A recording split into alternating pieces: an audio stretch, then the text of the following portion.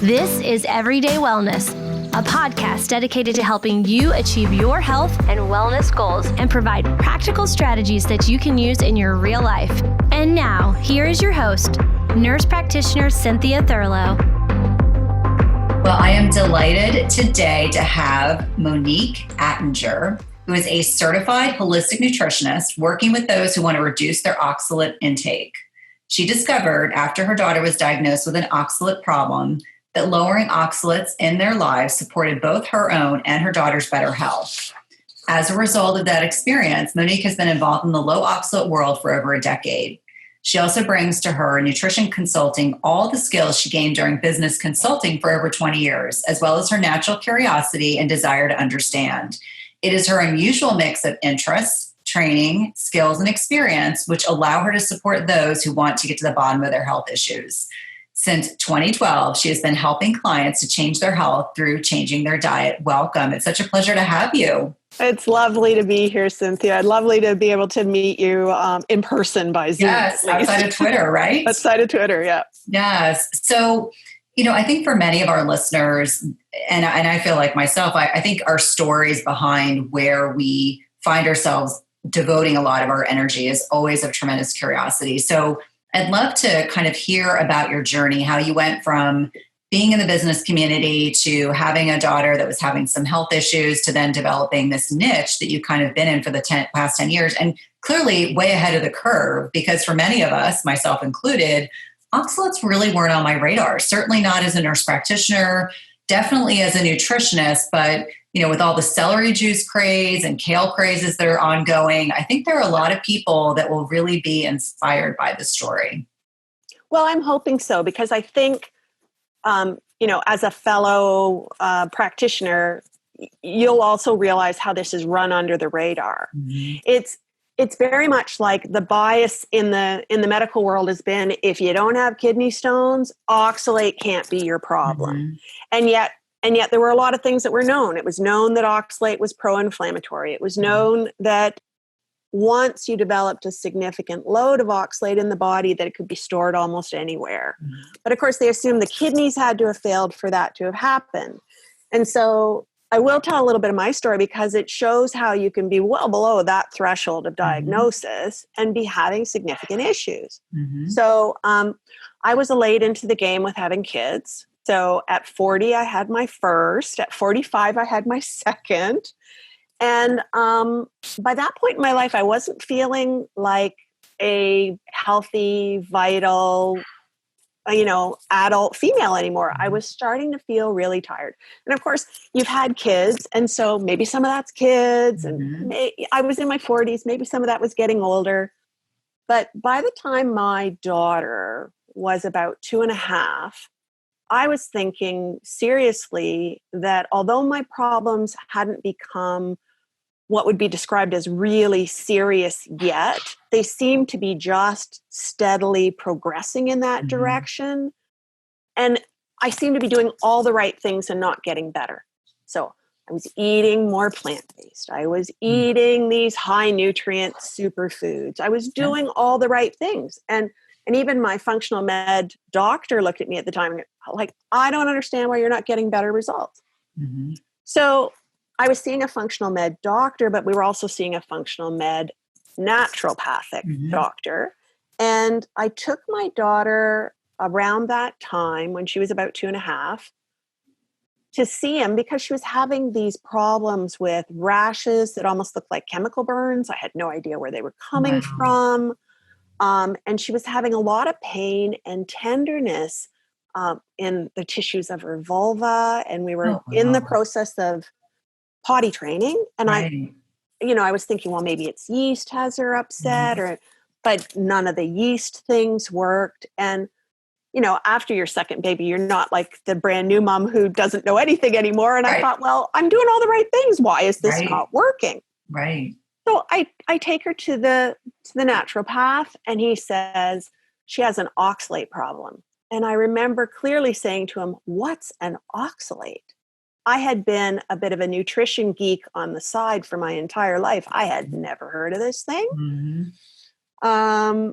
I came home from that appointment. I tell my husband that she's, got what's been diagnosed as an oxalate problem, that there's another diet. He goes, oh no, not another diet, because that's the other thing with the interest. I had been trying different things, trying to get better.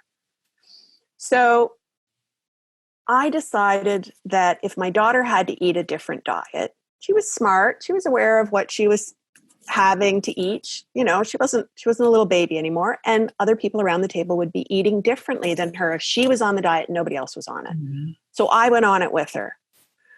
And that was a really radicalizing experience, because I went from, you know, real problems with energy. I had tested as having low adrenals. I had problems with my thyroid. I had difficulties with digestion. I was taking like handfuls of digestive enzymes to try and get my food down. I was having significant issues with sleep, not falling asleep, but waking up in the middle of the night, sort of wide awake. And it, you know, lack of vitality, my immune system seemed low. Like there were some things that were connected to each other and some things that they were all different systems, even if there was some connection. So I start doing this diet with my daughter, and everything across the board starts to improve. And I went, it's amazing. What? And nobody's figured this out for me, even though they were treating my daughter and me at the same time. So on the recommendation of the naturopathic doctor, I had gotten involved with a support group called Trying Low Oxalates. They are probably the biggest support group out there, although there's lots of other ones starting up, but 29,000, I think, now on Facebook. Wow. And I got involved with that group, and I learned everything I could. And I also got involved with Susan Owens, who is the biomedical researcher behind that group. And because she saw how much curiosity and how much I wanted to learn about it, I started to work with her and became one of the moderators on the group. And kind of long story short, it totally changed my life, because I went from being in the business world and solving a problem to do with information or technology to totally changing my career direction, so that now I'm a nutritionist and I'm helping people solve their diet riddles. But what was really interesting about that, even getting some better treatment through my doctors, was how much they were just not on board with oxalate at all. No. My family physician said, you know, if you don't have kidney stones, you don't have an oxalate problem. My in with him was that I know him from before he was a doctor. He's an acquaintance, and I know him through a group of friends. So at one point I said to him, let's just perform an experiment. Let me do a 24-hour urine catch. Let's just see how much oxalate's in my urine. And if I'm wrong, I'm wrong. Because I was, you know, at that point I was willing to not talk to him about it anymore, because he just wasn't on board. So through the Mayo Clinic and some of these other big people who are setting the diagnostic criteria for things like hyperoxaluria, which is oxalate in the urine, we know that they can use 45 milligrams of oxalate in a daily urine as kind of a cutoff point. They can actually diagnose you with hyperoxaluria anywhere above that. I had 293 milligrams of oxalate in the sample that we took in my daily urine. So at that point, my doctor turned out to be a lot smarter than I gave him credit for. And he said to me, okay, you know more than I do. What are we doing next? So this really, though, then just totally changed my life, because I went, if I wasn't seen, my daughter wasn't seen, then it turns out there's links to asthma and COPD and a number of different lung conditions. And my son had allergies and asthma his whole life. I put him on a low oxalate diet. All of a sudden, he wasn't taking antihistamines like a food group anymore. And I went, okay, how many of us are out there with something that's chronic or inflammatory, where oxalate might be part of the underlying driver? I mean, it's not necessarily everything or the only thing, but what if it's another factor, and it's a confounding factor because nothing we do in testing looks for it? Right. And I think, before we continue, I want to backpedal a little bit. I know myself included, I got little to no nutrition training either as a nurse or a nurse practitioner. I know physicians, PAs, etc. Traditionally, Western medicine trained providers get little to no information, or it's predominantly focused on the USDA food guide pyramid, which is heavily slanted towards subsidized foods. Right.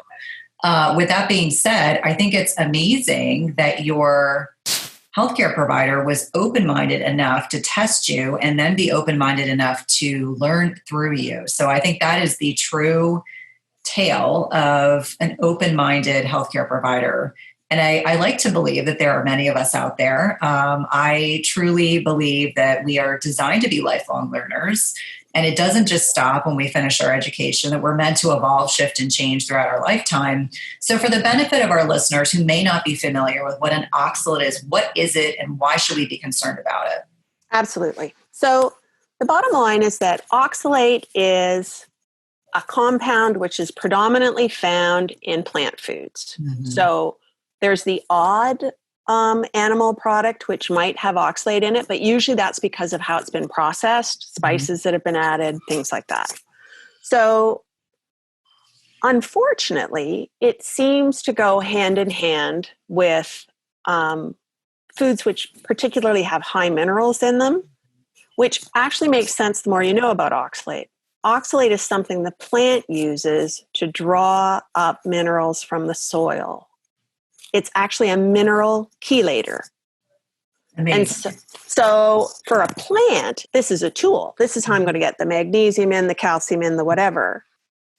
It's also the reason why spinach, which is so high in so many minerals, is so awful from an oxalate standpoint. Spinach is just saturated with it. Mm-hmm. And in fact, one of the things I learned is that spinach is actually using it as a physical deterrent, not just a biochemical deterrent, because when oxalate is bound to calcium or iron, and spinach is high in iron, you get a particularly insoluble oxalate, the kind that causes kidney stones. So spinach actually physically damages the mouth of an insect who tries to eat a spinach leaf, which is quite shocking, but it's just one of those aspects of oxalate. So that's one. You get these highly insoluble crystals that can form.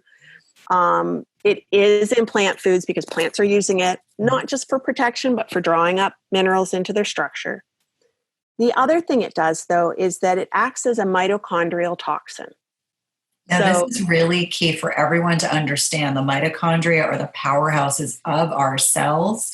And in light of a lot of the chronic disease states that we have here in the U.S. and abroad, mitochondrial disease is a real issue. And if our mitochondria are damaged, we cannot function optimally. So all those things you were mentioning, the fatigue and the poor sleep and feeling like you lost your vitality, those for many people that have got mitochondrial dysfunction, that is a hallmark of their symptoms. So sorry to interject. I just want to make sure that I'm emphasizing that. That's huge. Yeah. And I really appreciate that you're doing that, because I want to make sure that people get as full a picture of what oxalate can be doing as possible. So the problem with oxalate and the mitochondria is essentially what I call dirty fuel. Mm-hmm. If you were feeding a gas-powered car diesel fuel, you would gum up the engine. The fuel is dirty. So what we're doing with oxalate in our food is essentially consuming dirty fuel. It gums up the mitochondria. Now that's layman's terms, but it's a mitochondrial toxin. If you've got mitochondrial issues, you don't want oxalate around. But if that wasn't enough, there's another gift from oxalate that just keeps giving. And that is that oxalate can be mistaken by the cell transporters and pulled up into your tissues when they're looking for certain nutrients, because it's a bit of a biomimic. And so, as I understand it, for tissues that are using sulfate, oxalate, and again, for the average person, the endings of the words are the same. And what I'm trying to also say is that the endings of the chemicals are the same. So the cell transporter sees a molecule of oxalate, sees a molecule of sulfate, it can confuse which one it's trying to get. Mm-hmm. And so the richer you have oxalate in the bloodstream, the more likely the cell transporter will get confused. And of course, your probably biggest single user of sulfate is the liver. And that's a very bad thing to have struggling because its mitochondria are being poisoned. But there's another, key nutrient that it mimics, which is bicarbonate. And your pancreas is a big user of bicarbonate. And again, we're talking about food digestion and being able to get nutrients. And oxalate will compete with bicarbonate for uptake. So you have these things going on which are subtle but pervasive. And I think that also makes it hard to diagnose because it's not distinctive. Oh, and last thing it does, it's a free radical. So it does all the things that any free radical does. So that means you can be using up B6, trying to deal with the reactive oxygen species, and any of the, the other nutrients, again, which are trying to fight with anything that's a oxidant in the body. Yeah. I don't know about you, but I like to enjoy a nice wine glass after a long day. But the problem is that so many of the wines have harmful chemicals like pesticides, or they have way too much sugar, which would damage your health in the long run. After doing some researching, I discovered Dry Farm Wine, the only health-focused natural wine club in the world. Their wine is all natural and additive-free, lab tested for purity, sugar-free, and low alcohol, so you can enjoy the taste of good wines without the massive chemical or sugar intake. By joining the Dry Farm Wine Club, you can choose how often you'd like to receive the wines. You can choose monthly or every other month, and how many you'd like to receive. And as a special gift, if you sign up with our link, you can get a bonus bottle of pure natural wine with your first order for just one extra penny. Visit the link in the description to claim your bonus bottle of natural wine and join the Dry Farm Wine Club. And, I think many of the listeners know my story from last year. I was in the hospital for 13 days. And before I went away on my trip with my husband and ended up in the hospital, I was paleo for years. I was gluten, grains, dairy-free, totally happy in that space. Well, anyone who's gluten-free probably eats a lot of oxalates because you're eating a lot of nuts and you're probably eating a lot of greens. And so much to my surprise, when I left the hospital after 13 days and ultimately got my digestion rerouted and had my appendix removed, I was amazed to find that the only thing that I was able to eat without upsetting my stomach was meat. And when I started doing my N of 1, when I started recognizing that perhaps what my body was reacting to were oxalates, I was stunned and humbled. And my digestion improved about 100% within 24 to 48 hours. Because I was eating occasionally, simple meals, almond flour crackers, and, I was having greens with my meals because that's what I was supposed to do, and trying to explain to my Italian mother that, who was always pushing vegetables on us growing up, which is a good thing, that I had about 3 things other than meat that I could consume that didn't upset my digestion. So even for those of us that are in the nutrition space, I don't think we talk enough about oxalate sensitivities and how profoundly pervasive they really are. So let's pivot a little bit. And I know that we've got a big celery juice craze going on, and a lot of people eating kale, which a good friend of mine calls killer kale. Let's talk about where it's found, because we know it's plant-based predominantly. We know that, you gave a beautiful explanation about spinach, and I didn't actually even know that it creates mitochondrial dysfunction. I mean, that's huge. So let's talk about where it's found and how we can kind of be mindful of how to navigate our exposure to it. Yeah. And this is part of the reason I got into the field, was because this is a very nuanced discussion. The challenge with oxalate is unlike anything else. If you're trying to remove gluten from your diet, you have a list of things, if you don't eat those, you're good, right? Dairy, same thing. Most of the kinds of things that we're trying to manage in the diet to avoid as avoidance are pretty straightforward. The thing with oxalate is that, near as I can tell at this point, after 10 years in, and I actually work with a gentleman who is a PhD and published in the field, Dr. Michael Liebman, and he does oxalate testing. And so I've worked with him many times to get foods tested for clients or to get foods tested through the support groups. So I'm in and out of the testing all the time. Near as I can tell, you can have a different oxalate profile for every variety of a single food. Mm-hmm. So curly kale, bad. Dino kale, lacinato kale, purple kale, good. Interesting. So even like Tuscan kale, which used to be my favorite. So the thing is that you almost need to know the profile of each variety of foods. Mm-hmm. Now, at this point in my time, you could ask me about almost any food and I can probably just spout you what it is. Mm-hmm. But that's not a short-term prospect. Right. I remember going shopping with a 20-page food list printed out so I could check ingredients and stuff. I mean, if you're talking about things like legumes, which a lot of people like to include, if you're eating plants, at least there's, good protein, good nutrients, good fiber. I don't personally eat many legumes anymore, but my system is much like yours. I'm much better with a smaller range of things and more carnivorous. But I do have clients where I'm helping them to implement a wider range of things. And if you want to eat legumes, the ones that are really popular, pinto beans, black beans, kidney beans. Interesting. The right ones are red lentils. Okay. Yellow and green split peas, black-eyed peas. Those are probably the best protein sources in that space and the best options in terms of oxalate. So it doesn't always correspond to something clear. Like I've had people say to me, "Oh, I can taste it."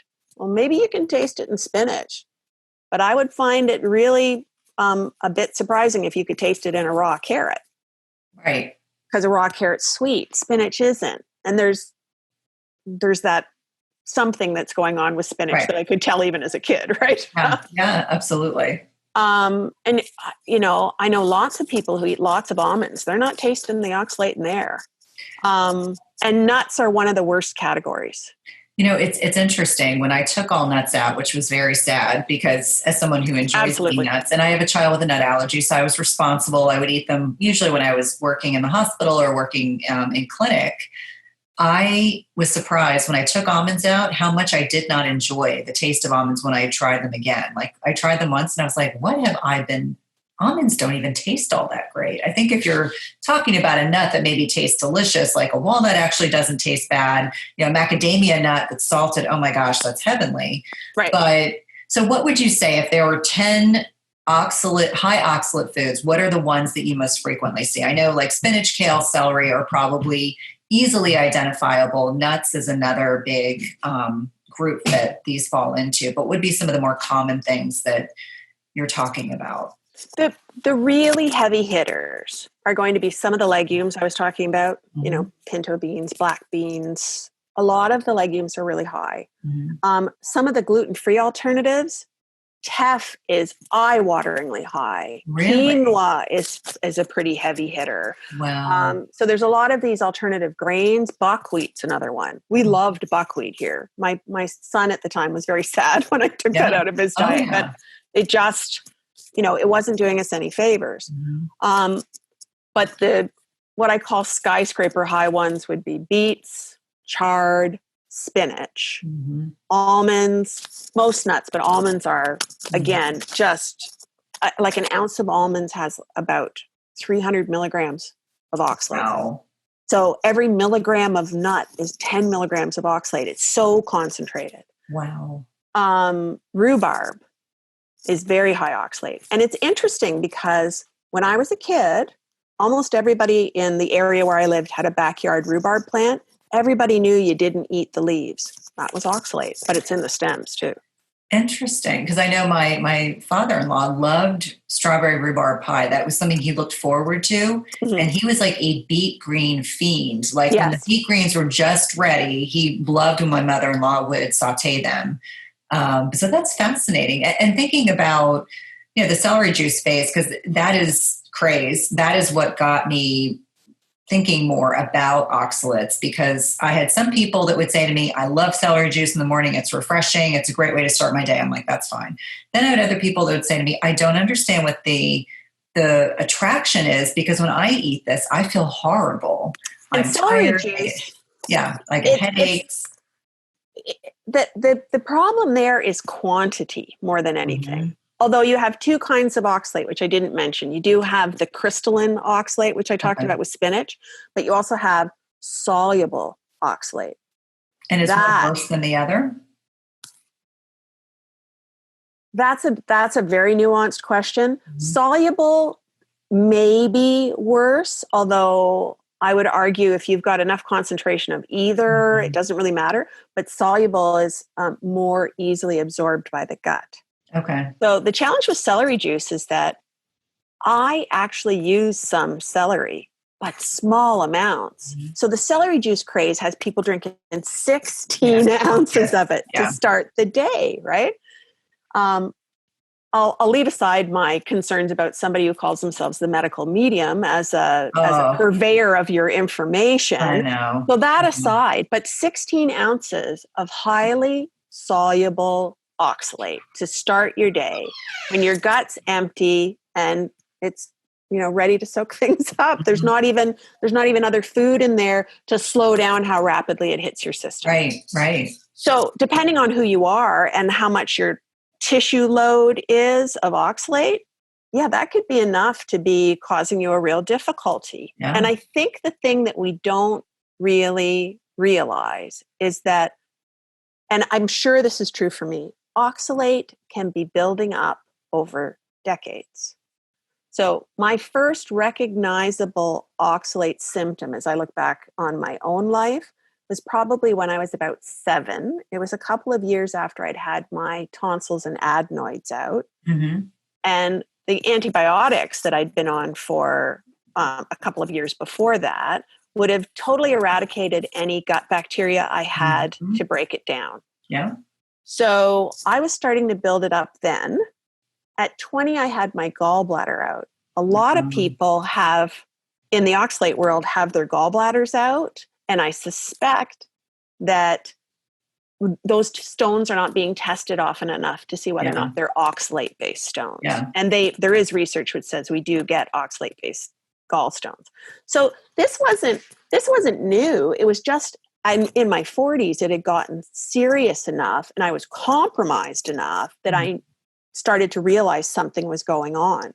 But I still hadn't tied them completely together because your symptoms can be offset by hours or even days. It'll depend on whether or not you're constantly eating high oxalate. If you're constantly eating high oxalate, your body kind of develops tolerance in the same bad way you can develop tolerance to alcohol. It's not that it's not causing you a problem. It's that you're not, the body isn't bothering to send the flag up the flagpole and say, look, something's going on here. Right? Sure. So what are some of the more common symptoms that you see in your clinical practice, that you see with your client base? And one aside that I want to make is that I feel like middle age, so you've referenced your 40s and I've talked very openly about, I feel like our 40s are kind of a leveling ground. All the things maybe that have been building up that maybe in our teens, 20s, 30s weren't a big deal. All of a sudden we as women hit our 40s and the playing field is leveled. All of a sudden, symptoms that maybe weren't an issue years ago, all of a sudden become an issue. And I think as we kind of make that transition into perimenopause and menopause, that is when our bodies, I always say that's when you almost get a little bit of a fight. It's like all the things that you're supposed to be doing, the self-care and the stress management, and the sleep quality, et cetera, all of a sudden it'll catch up with you. And if you're not paying enough attention, your body will definitely let you know. So what are some of the more common symptoms that you see with oxalates? Well, and I'll speak a little bit about symptoms and which systems in the body it tends to get at quickly or quicker than others. Oxalate can actually be stored over time in the thyroid. There's really good research that I've seen that was done looking at the thyroid of people who had passed away of all different ages. So they weren't restricting conditions or they weren't looking for certain diseases that they'd had. They just wanted to look at the thyroid in terms of oxalate. And they found that they could predict age by the amount of oxalate in the thyroid. So Really? that's pretty significant, right? And one of the things that happened to me, and I think is happening to a lot of women, is that their thyroid is struggling as they get older. And I'm highly suspicious that it may not be the only factor, but oxalate's certainly in there like a dirty shirt. Now, so I know that 80 to 85% of hypothyroidism, so underactive thyroid, really points to autoimmunity. So Hashimoto's or Graves'. And then there's this smaller percentage of women, about 10 to 15%, that don't have an autoimmune thyroid issue, but their thyroid is underactive. And I do agree that there are probably multiple factors. And is there research to suggest that they're more prone to autoimmune issues, meaning, that gut connection, which is so significant? Or is this kind of more of like a nebulous topic? They haven't really done enough correlation to. Yeah, there's really a problem in the research, because as long as the researchers are biased that without kidney stones, there's not an oxalate issue, they're not looking for these connections. Mm-hmm. So I can say from my own experience, though, oxalate, because it drives inflammation, and there's new research which shows it drives the inflammasome directly, Mm-hmm. It can look like autoimmune too. Like, what if it's one of the triggers for autoimmune? Right. When I was in my 20s, I was diagnosed with rheumatoid arthritis. Wow. This was the first radicalizing experience. I changed my diet and the arthritis cleared up. But what if that was the first foray of oxalate? Because oxalate collects in the joints. Yeah. That's not as common. The most common ones are thyroid, insomnia or sleep issues, gut issues, and that makes perfect sense because the gut from entrance to exit is ground zero for oxalate. That's the first exposure, right? Most people will have some degree of liver compromise just because the liver can't get the sulfate it needs, so sulfation suffers. Energy is a big one, low energy. And there's not research on this, but there's whisperings in the background, and some scientists who are working with oxalate but haven't done this testing directly are saying it's connected to mast cell, which would make sense because of the mitochondria. Yeah.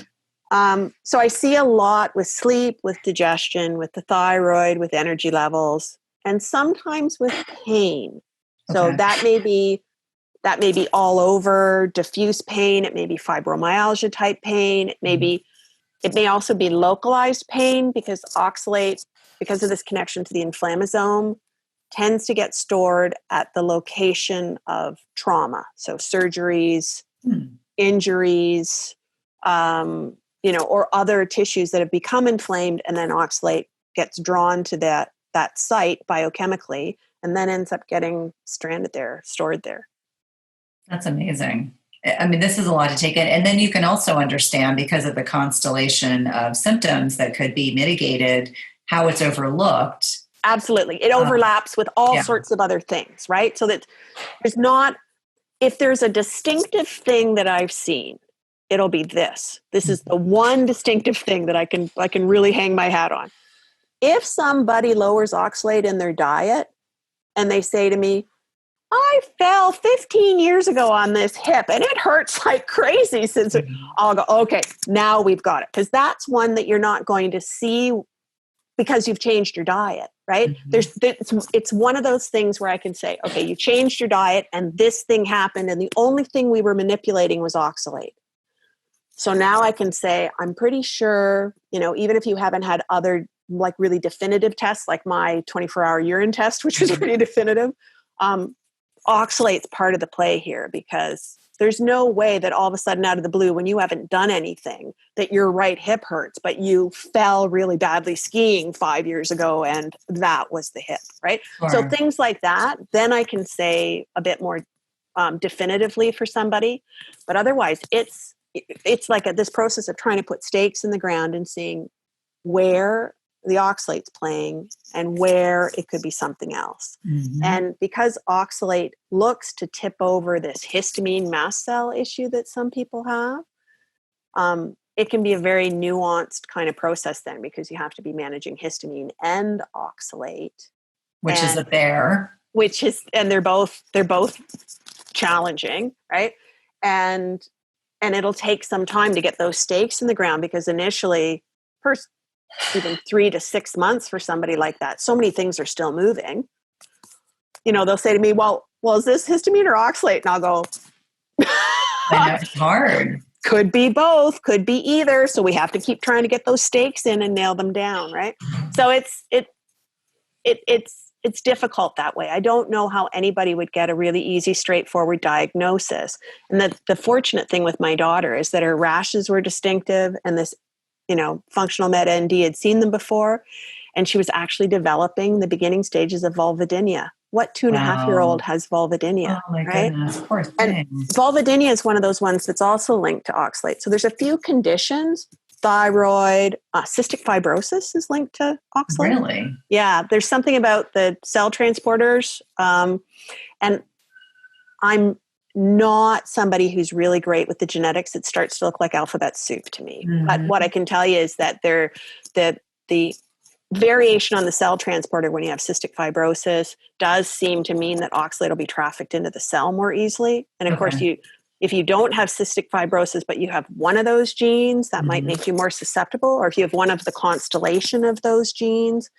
So why would I turn up not distinctively at 48, but my daughter distinctively at 2.5? There could be a bunch of things going on there. She was gestated by a woman who was eating a high oxalate diet. Well, and that's what I was wondering, if it was that maternal fetal transmission that there's that much more susceptible. So what are some of the things we can do preventatively or proactively to, obviously avoidance, but what are some of the other things that we can do? Are there supplements that you utilize with your clients, binders and things like that? What have you found to be effective? Some of the best things, especially if you haven't developed a serious problem yet, is just drop those extremely high oxalate foods. Don't change your whole diet, but let's say that your afternoon snack might be walnuts instead of almonds, right? Like that, some things like that are really easy. And for some people, as long as they excrete it quickly enough, if they make that drop, that's sufficient. Right? So it's really about how easy you traffic in and how easy you get it out. So small changes in diet may make a big difference. The other thing that you can really do, which can be really helpful, is things like Epsom salts baths, which are really easy. And the thing there is twofold. You're getting sulfate into the body, so that's helping the liver be able to get sulfate instead of oxalate. And if the oxalate stays in the bloodstream, the kidneys get a chance to get rid of it. Mm-hmm. So if it's not being taken up into the cells, that helps. So sulfate kind of muscles it out of the way. And because Epsom salts is magnesium sulfate, and magnesium is one of what I call oxalate's preferred dance partners, it's going to chelate that quite readily. Most of us will benefit by having extra magnesium available, because then the oxalate meets the magnesium. And it's a more soluble form than calcium magnesium, which means it's easier on the kidneys to get it out. So that's like really simple. And all of us need more relaxation, right? Yeah, I was going to say magnesium is one of the most poorly understood electrolytes in the body. After 16 years in cardiology, I am super savvy with magnesium, and people think it's funny, but I'm like, even if you're eating a nutrient-dense diet and you source everything from organic, pastured, you're doing all the right things, you're still not getting the same nutrient profile that our grandparents did. And so we still need more magnesium. And if you're stressed, and who's not stressed with social distancing to some degree, we need more magnesium. So those are super helpful things. And so, when it comes to oxalates as, kind of a passion and your niche, what have been some of your key insights? Is there really good research that's going on? I know you mentioned a lot of it's related to kidney stones, but what are some of the things that people can be looking out for, either information that's coming out or ways that they can get more information in a layperson friendly manner? Right. Okay. So I'm in and out of PubMed all the time, dealing with the alphabet soup when I'm reading things. So one of the things that I actually do is I have a Patreon group where I post oxalates, potential overlap with different conditions. And I am the queen of the analogy. So the whole business of, preferred dance partners and things like that, that's my language. Easier to understand. Absolutely. So I do that. Other sources of good information would be the Trying Low Oxalates support group. It's on Facebook now, and Groups.io. I know all the people who are helping moderate that group. I help moderate that group. That's a place where I think you're getting credible information, because there's a lot of people out there who don't understand the full playing field, and it's a big playing field. Yes. Other research which I've been reading, but you do have to keep in mind that you need to be looking sometimes in the kidney research. But there's a lot coming out now on oxalate and the inflammasome. There's some very disturbing but very important research on oxalate and breast cancer, which I think most women should be understanding. It turns out that oxalate, and you as a fellow professional, you understand that researchers do not label an article with a incendiary title for fun, because they tend to be very conservative in their language, right? Sure. Okay, so oxalate was called a breast cancer trigger. Really? And so some of the things that I think, again, back to let's just take our oxalate down, even if we don't have any problems at this point, because maybe you dodge a bullet. There is very interesting research if you look up oxalosis. Again, they'll talk in terms of, kidney issues as the preamble. But I've had clients who had oxalosis because they were taking in like 3,000 milligrams of oxalate a day, because they were eating beets and they were eating almonds and they were eating spinach and they were eating gluten-free alternatives, and their diet was just so high on their paleo diet or whatever. They were just taking in eye-watering levels.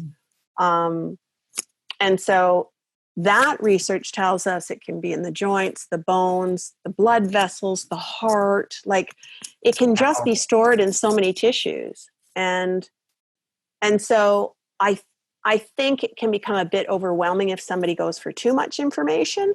But, if people wanted information that's really useful, like practical and applicable, and I definitely consider myself, the practical applications gal. I'd love to see them on my Patreon group, and I'd be happy to see them on the Trying Low Oxalates group. I'm involved in both those things. Awesome. So where can we find you on social media, and tell us about your website and all those good things? Okay. So I have a website, lowoxcoach.com.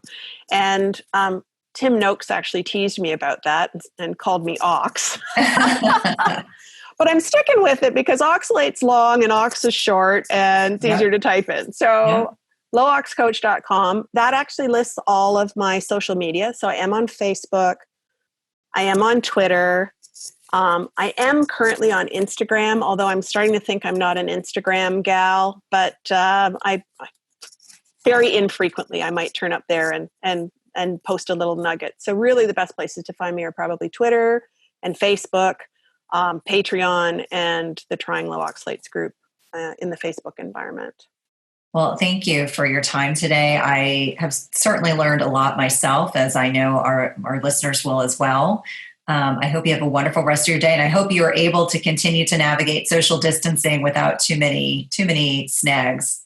Well, actually, so far so good. And because I'm one of few people who actually deals with the low oxalate diet, I've been doing consults over Zoom for years, before that Skype. So the social distancing is going okay because I've been working from home for ages. But I sure hope everybody who's listening, taking in this podcast is also navigating it okay and doing okay too. Absolutely. I feel like eight weeks in, it seems like it's been a blink of an eye, but it certainly, retrospectively doesn't feel like it's been that fast. Thank you again for joining us. Oh, you're welcome, Cynthia. Thank you. Thanks for listening to Everyday Wellness. If you loved this episode, please leave us a rating and review, subscribe, and remember, tell a friend. And if you want to connect with us online, visit the link in the show notes.